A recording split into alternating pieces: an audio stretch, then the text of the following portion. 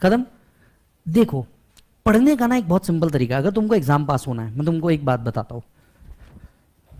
मेरे को ना बहुत जोश था, मतलब पहली बात ऑनेस्टली कभी सोचा नहीं था इस कोर्स में आएंगे।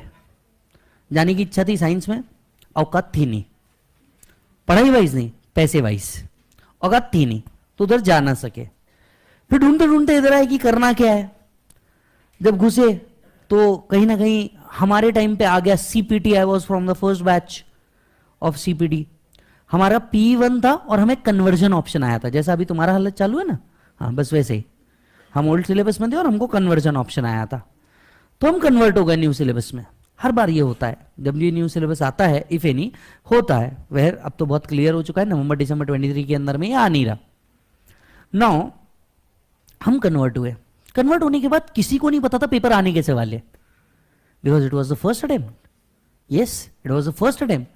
बट एक बात बहुत श्योर था कि करना है, कर लिए, पास भी हो गए, मजा भी बहुत आया।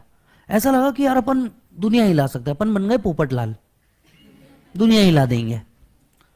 साला इंटर में आया, वो जोश था ना इंटर में, पहले पहले आपको भी पता ही, खैर आपको तो पता ही होगा, हाँ दुनिया के मतलब जो नाम सुना बेहतरीन सब कर लिया, बुक्स वुक्स ले ली, पढ़ लिया।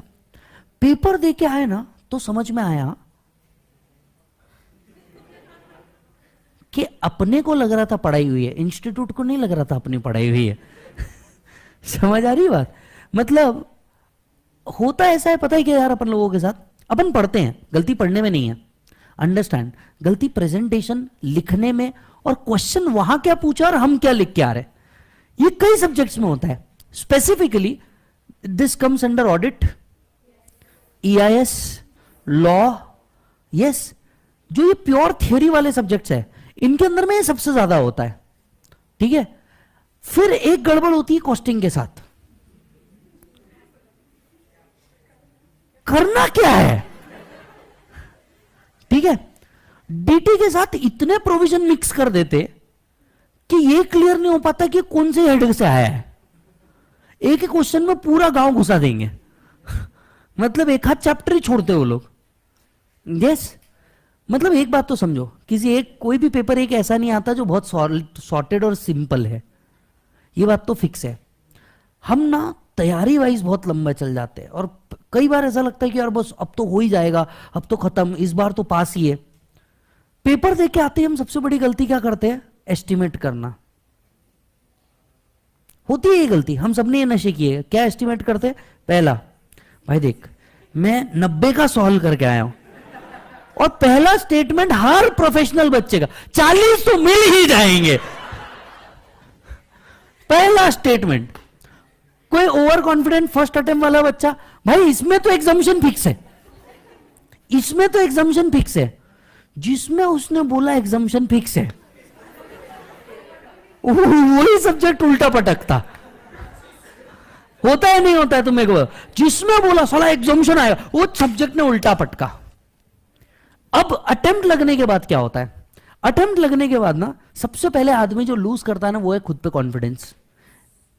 क्योंकि आपको ऐसा लगता है we are worth for nothing, और तुमको जब ये लगना चालू हो जाता, पूरे गांव को ये लगना चालू हो जाता you are worth for nothing. लोग जो अब तक तुम्हें फर्स्ट अटेम्प्ट पास देख रहे थे, अब उनकी नजरों में तुम हो फेल। अब आप और गलती क्या करते हो? वापस से वही बुक उठा के पढ़ते हो। जब भी आप रिवाइज कर रहे हो, हमेशा वो चीज पहले पकड़ो जो चीज तुम्हें सबसे बेकार लग रही है। This is the right way to do the right thing. मतलब मान लो अगर तुम कॉस्टिंग में हो, कॉस्टिंग के अंदर में सबसे हद बकवास घटिया टॉपिक कौन सा है? पहला तो स्टैंडर्ड कॉस्टिंग, बराबर, उसके बाद में मार्जिनल, उसके बाद में प्रोसेस, बजट। इन घटिया टॉपिक्स को सबसे पहले उठाना। इन DT वैसे तो पूरा सब्जेक्ट ही गया गुजरा है, पर आप देखोगे तो TDS हो गया, PGBP हो गया, कैपिटल गेन हो गया। इन शॉर्ट, जिससे फटती है या जो समझ ही नहीं आता उसमें पहले घुसना, बराबर है। क्योंकि ताले हमेशा वही खोले जाते हैं जिनकी चाबी नहीं हो। जिनकी चाबी होती है उन तालों के पीछे मगजमारी नहीं करनी पड़ती। तो आप जब कोई टॉपिक पढ़े, अब जैसे ओवरहेड्स पढ़ रहे हो, या लेट्स से डीटी का कोई पॉइंट पढ़ रहे हो, पीजीबीपी। अब तुमको ये बहुत इजीली पता है कि तुम सेक्शन 36 तक के तो 37 तक के तो बिल्कुल परफेक्ट चलते पीजीबीपी में, याद भी हो जाता, सब सही है। तकलीफ ही 40 की रेंज में चालू होती। तुम्हारा पॉइंट ये होना चाहिए पहले 40 का रेंज उड़ाओ फिर इधर आओ, क्योंकि जो चीज इजी है वो तुमसे आज भी हो जाएगी और एग्जाम से 1 घंटे पहले भी हो जाएगी, पर जो चीज हार्ड है तुम उसको सबसे एंड में लेकर चल जाओगे, ये तुम्हारी सबसे बड़ी गलती है। पहले ये खत्म कर दो। तुम्हारा टारगेट क्या होना चाहिए? 28 फरवरी तक के तुम्हारा टारगेट होना चाहिए कि तुम्हारा एटलीस्ट डीटी वाला पार्ट खत्म हो चुका होगा, जो शायद हो भी जाएगा। तुम्हारा डीटी वाला पार्ट खुद से पढ़ के हुआ हो, जीएसटी का एटलीस्ट 70% तक कंप्लीट हो, कॉस्टिंग के अंदर में तुम्हारा marginal, standard, budgetary, process costing, material, labour तक का पार्ट कंप्लीट हो, क्योंकि इसमें मेजर पोर्शन कवर हो जाता। अकाउंट्स के अंदर में तुम्हारा investment, insurance, amalgamation, financial statement, cash flow if any, ये कंप्लीट हो जाए। आपको टारगेट लेकर के चलना पड़ेगा by any hook and crook 10 मार्च तक तुम्हारा एटलीस्ट ग्रुप 1 कंप्लीट हो ही जाना चाहिए। तो सोचना मे अटेम्प्ट के लिए भागना है, क्योंकि तुम 10 मार्च या फॉर दैट मैटर 15 मार्च तक के भी लेके चलो, हद पार 18 मार्च तक तुम्हारा ग्रुप 1 कंप्लीट हुआ, एंड जो नवंबर दे रहा है मैक्स बाय जुलाई तुम्हारा ये क्या हो जाना चाहिए, कंप्लीट हो जाना चाहिए। तो तुम सही ढंग से मे वर्क कर पाओगे, क्योंकि एक बार तुम्हारा पढ़ के हुआ तो अगला 1 महीना तुमको लगेगा आरटीपी करना है, एमटीपी करना है, टेस्ट पेपर्स देने हैं। अभी मैं बताऊं हो क्या रहा है, मैंने टेस्ट पेपर दे दिए, आप में से बहुत कम लोग रहेंगे जो एक्चुअली उसको सॉल्व करेंगे, लेंगे, सेव करेंगे, और वो वैसे ही फाइल्स में चला जाएगा जैसे आप फोटो खींचते हो। क्लास के टाइम पे बहुत फोटो खींची थी ना,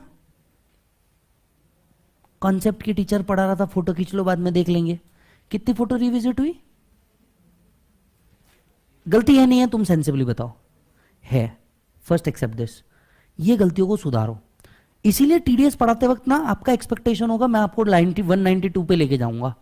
मैंने एक्सपेक्टेशन के रिवर्स वर्क किया, मैंने उन सेक्शंस पे पहले वर्क किया जहां मेरे को मालूम है तुम पढ़ने ही नहीं वाले। समझ में आ रही बात? इससे हुआ क्या, बच्चा उस कोर इंटरेस्ट पे आ गया जिस कोर इंटरेस्ट पे वो कभी खुद से जाने ही नहीं वाला था।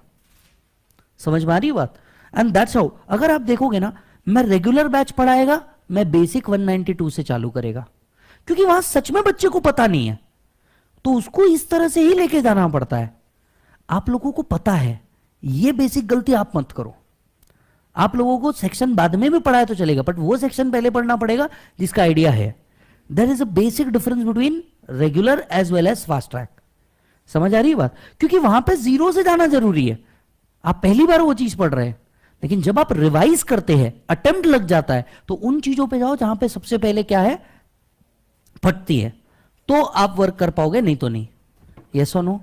चलिए आइए।